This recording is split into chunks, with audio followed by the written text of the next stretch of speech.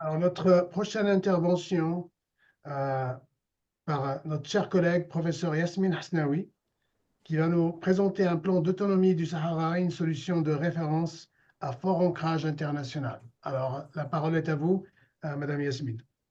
Merci beaucoup, cher Hassan. Tout d'abord, je tiens à remercier chaleureusement l'Association canadienne des professeurs marocains pour m'avoir invité à partager mon point de vue sur la question nationale qui nous tient tous chers. C'est pour moi aussi un grand honneur de pouvoir intervenir aux côtés de Madame l'ambassadrice et du corps académique. Je suis aussi profondément reconnaissant pour cette occasion d'échange et de réflexion. Donc, mon intervention portera principalement sur trois axes. Tout d'abord, je présenterai les principaux éléments du plan d'autonomie proposé par le Maroc en 2007, en mettant en lumière ses fondements institutionnels, politiques et socio-économiques. Ensuite, je mettrai l'accent sur les aspects sur lesquels le plan d'autonomie devrait éventuellement se concentrer afin d'atteindre pleinement ses objectifs, notamment en matière de gouvernance locale, de participation démocratique et de développement territorial au bénéfice de la population des provinces du Sud, de la population sahraoui. Enfin, j'aborderai les prochaines étapes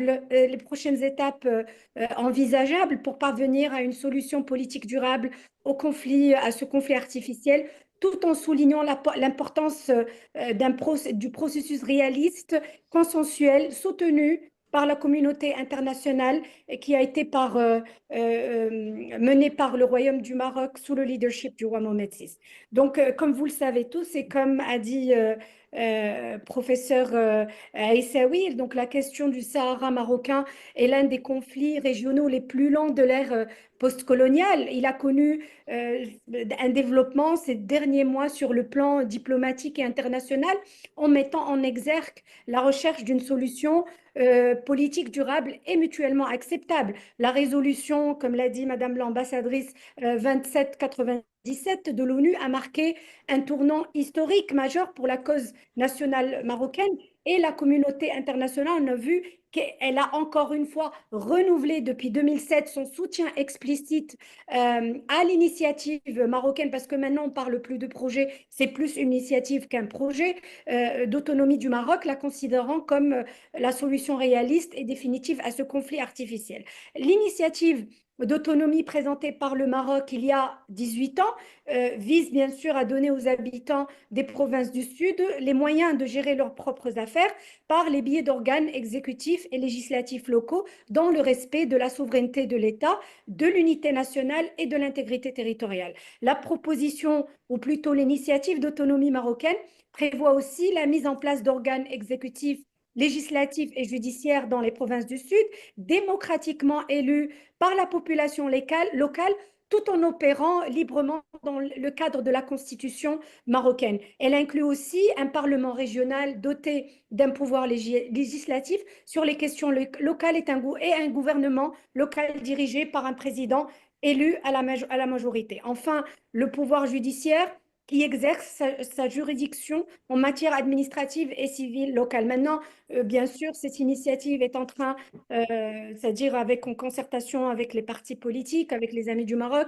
ils sont en train d'élargir un peu ce plan d'autonomie. La proposition, moi, ce que je veux dire aussi, c'est que le plan d'autonomie ne se limite pas uniquement à la dimension politique, il est également perçu comme un projet de développement et de réconciliation visant à associer les habitants des provinces du Sud à la prise de décision locale et à leur permettre de bénéficier, bien sûr, à des ressources de leur région, comme ce qui est fait depuis des années.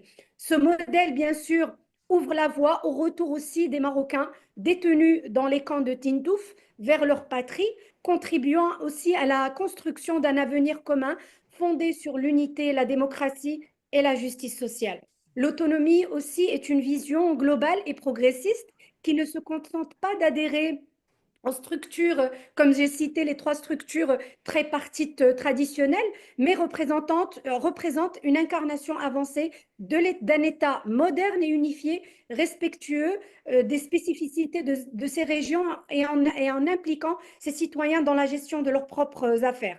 Donc, dans son discours prononcé immédiatement, bien sûr, après le vote de la résolution 2797, le roi Mohamed VI a déclaré, bien sûr, que le royaume finaliserait sans délai l'initiative d'autonomie afin d'en accélérer la mise en œuvre. Il la présentera aux Nations Unies comme unique base, ce qui a été cité d'ailleurs plus de 6 fois dans la dernière résolution, comme unique base, la considérant comme la solution réaliste et viable. Maintenant, sur quoi le plan d'autonomie devrait se concentrer pour atteindre ces objectifs?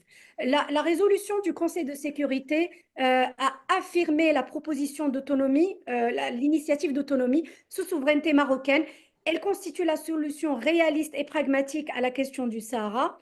Ce projet, cette initiative représente un tournant dans la résolution de ce conflit régional qui dure depuis des décennies. Toutefois, elle a ouvert également la voie à des changements fondamentaux dans la structure de l'État, puisqu'un débat maintenant interne approfondi est en train de s'engager au Maroc quant à la possibilité d'intégrer le système d'autonomie dans le texte constitutionnel.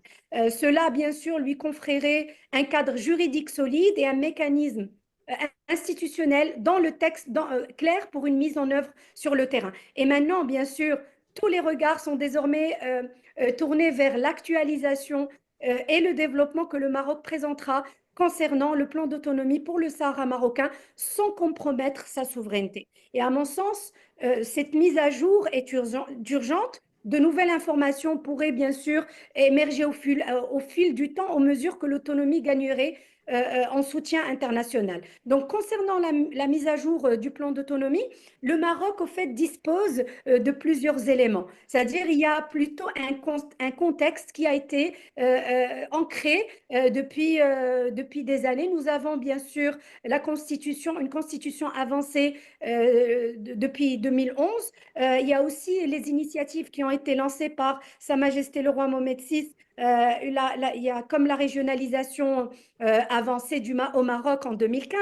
Il y a aussi le modèle de développement des provinces du Sud en 2015 et le nouveau modèle de développement pour le Maroc en 2021. Ainsi, il y a aussi une constitution, c'est-à-dire ainsi, et je dirais, il y a des modèles internationaux dont le Maroc pourrait s'inspirer, comme, je ne sais pas, l'île Åland au Finlande, le site Tyrol en Italie, et aussi aux différentes formes d'autonomie qui existent maintenant en Espagne, au Québec, au Canada, tout en veillant bien sûr à leur adaptation au contexte marocain. Donc, il s'agit au fait d'une initiative originale, non pas un modèle à imiter, mais d'une initiative qui inspire plutôt que de reproduire, car le Maroc, bien sûr, possède ses propres spécificités anthropologiques et sociologiques, ainsi qu'une structure différente. Maintenant, pour mon troisième axe, quelles sont les prochaines étapes envisageables pour parvenir à une solution politique durable au conflit du Sahara marocain, ce conflit artificiel?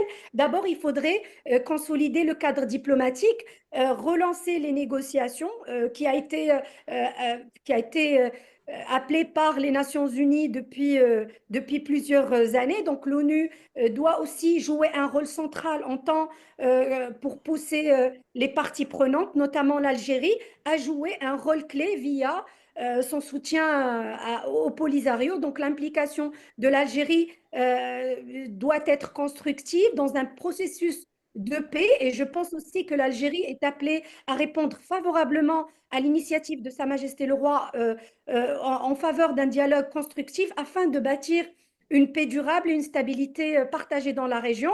Les leaders algériens doivent aussi être conscients de cet appel parce que avec le Maroc et l'Algérie, nous avons beaucoup de choses qui nous unissent et nous avons aussi beaucoup de défis communs, notamment l'instabilité croissance au Sahel liée au terrorisme, la circulation des armes et aux crises politiques, ainsi que des difficultés aussi, il y a des difficultés économiques, je dirais, qui sont partout dans le Maghreb. Donc, les deux pays aussi, nous sommes aussi confrontés aux pressions migratoires subsahariennes et des enjeux climatiques tels que le stress hydrique, la désertification et la hausse de température qui exigent aussi des réponses coordonnées. Donc, nous avons aussi des opportunités importantes, une complémentarité entre l'Algérie et le Maroc pourrait, je dirais, créer un marché de plus de 80, qui est plus de 80 millions d'habitants, un potentiel de leadership marocain, une coopération énergétique stratégique, non seulement pour les deux pays, mais pour tout le Maghreb. Donc, nous avons plus l'Algérie a plus à gagner avec le Maroc que de rester figé sur un conflit artificiel qui va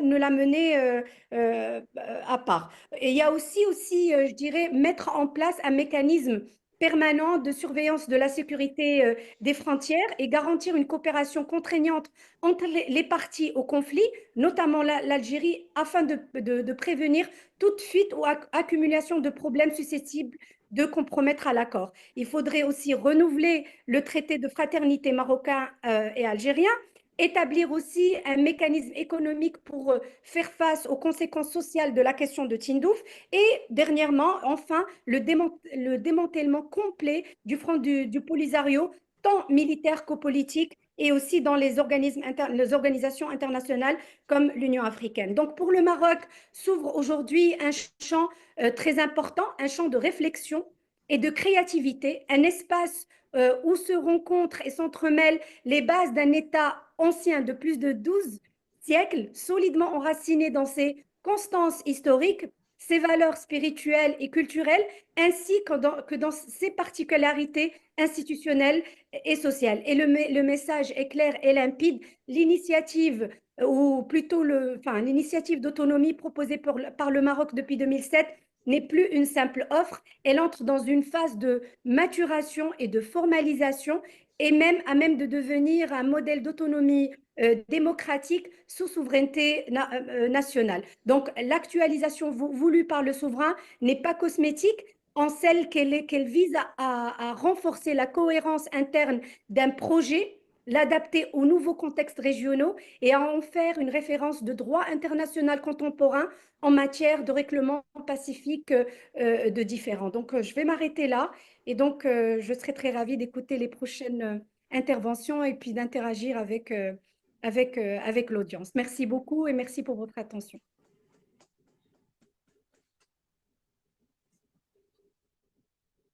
Excellent. Merci beaucoup, professeur Yasmine Hasnaoui. Une prestation vraiment d'un très, très haut niveau.